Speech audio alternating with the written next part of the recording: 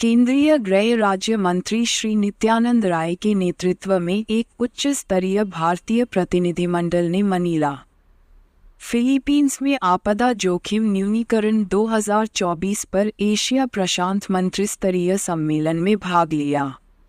सम्मेलन का उद्घाटन फिलीपींस गणराज्य के राष्ट्रपति श्री बोंगबोंग मार्कोस ने किया। सर्च टू 2030 आपदा जोखिम न्यूनीकरण में तेजी लाने के लिए एशिया प्रशांत में महत्वाकांक्षा को बढ़ाना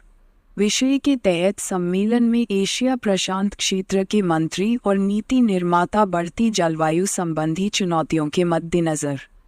आपदा जोखिमों को कम करने की रणनीतियों पर चर्चा करने के लिए एक साथ आए। मंत्रिस्तरीय वक्तव्य में गृह राज्य मंत्री श्री नित्यानंद राय ने स्वीकार किया कि आपदाएं निर्विवाद वास्तविकता हैं जिनमें जान माल, अर्थव्यवस्था और समग्र विकास का नुकसान पड़ रहा है।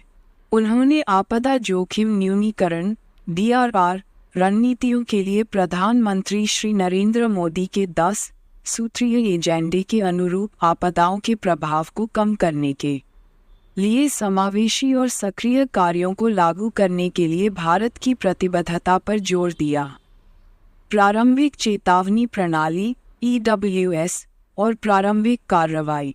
आपदा रोधी अवसंरचना और DRR के लिए वित्तीय प्रावधान। राज्य मंत्री ने EWS के लिए आधुनिक तकनीकों जैसे कॉमन अलर्टिंग प्रोटोकॉल और सेल ब्रॉडकास्ट सिस्टम, भारतीय सुनामी प्रारंभिक चेतावनी केंद्र की स्थापना पर जोर दिया, जो अंतिम मील कनेक्टिविटी के लिए 25 हिंद महासागर देशों को सुनामी सलाह प्रदान करता है। श्री नित्यानंद राय ने सतत विकास की आधारशिला के रूप में बुनियादी ढांचे के लचीलेपन को बढ़ावा देने में भारत के नेतृत्व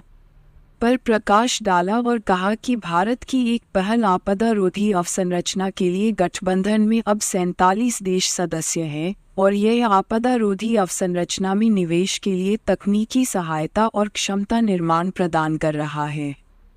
गृह राज्य मंत्री ने ये भी बताया कि भारत संस्थागत तंत्रों के माध्यम से DRR के लिए समर्पित वित्तीय प्रावधान करने वाले कुछ देशों में से एक है और भारत के 15वें वित्त आयोग ने वित्तीय चक्र 2021 से 2022 से 2025 से